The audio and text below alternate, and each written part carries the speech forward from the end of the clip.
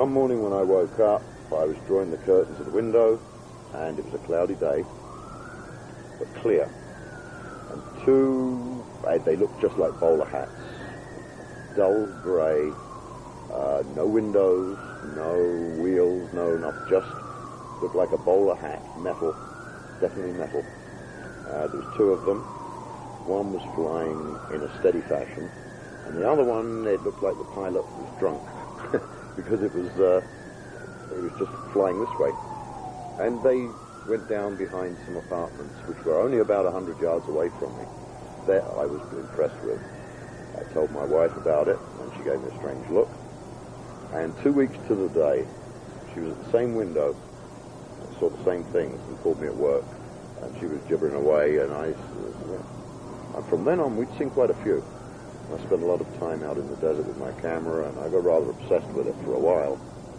But as you'll see in some of the other footage of what I've got, it's quite interesting, and it's definitely unexplained.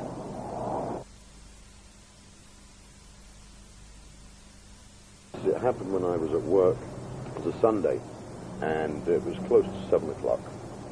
And for some reason, I just took my camera to the parking garage roof and started filming what you see here, which are two remote-type objects sort of dancing around.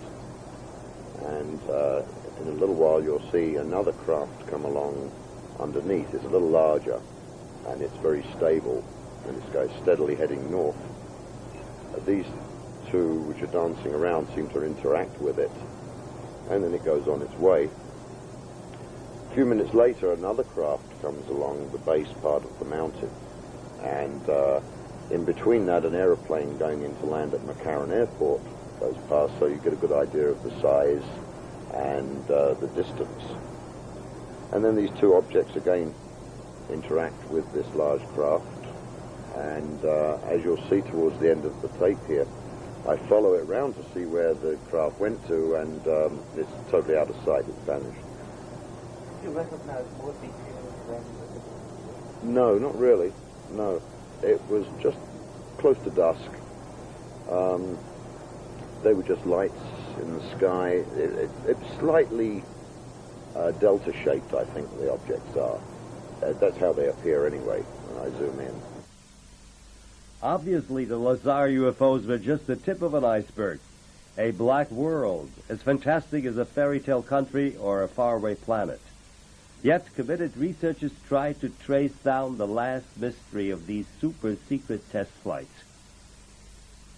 By looking at the maps and by discussing things not only with the sheriffs, but also with friends of mine, I found a mountaintop in which you can actually climb to the top of the mountain, and it's about an hour-and-a-half hike or so. It's about 7 miles to the top of a mountain, which we call Morton's Mountain, since I was the one that first found it.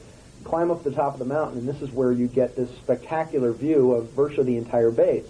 You can see this particular video was taken at night, so because of the fact that we were very afraid of being caught out there still during the day, because we weren't really sure whether or not we were over the military's border or not. At about 6 a.m. every morning, they were sending helicopters out, literally chasing us around if we were anywhere near their border.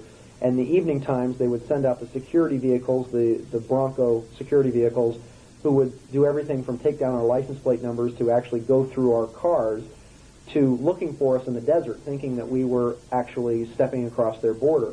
This videotape comes from our efforts, literally risking our lives at that time to be able to get a good view inside this probably one of the most top secret facilities the United States has above ground. Specifically what you're looking at is you're looking at Area 51 at night, taken at around dusk.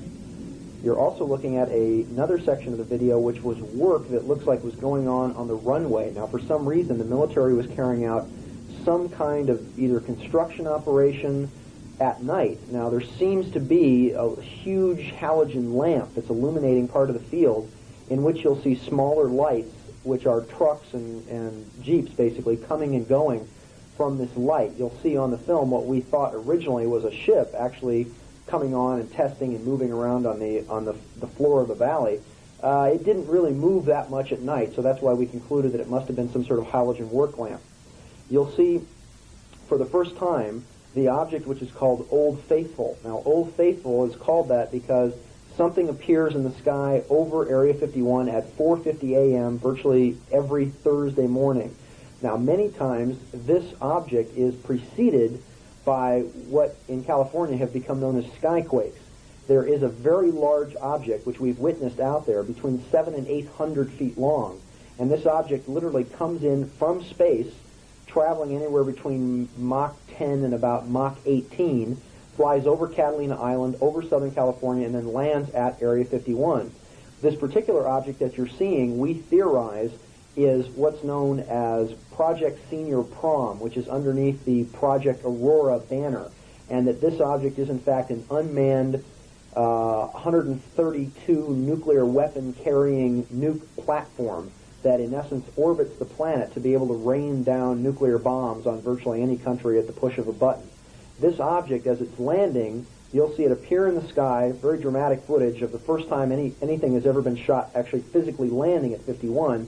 The object appears at exactly 4:50 a.m., comes down in a conventional flight pattern. Now, sometimes this object will shake back and forth violently, displaying all the characteristics of a, quote, conventional UFO, unquote. And on this particular occasion, it comes all the way down in a very straight line.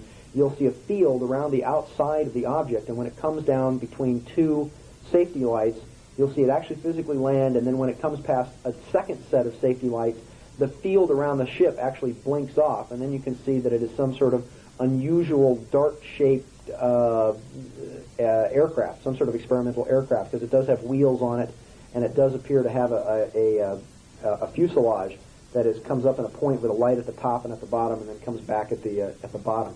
So it is a very unusual ship, and this particular ship was in fact preceded by one of the famous Southern California skyquakes.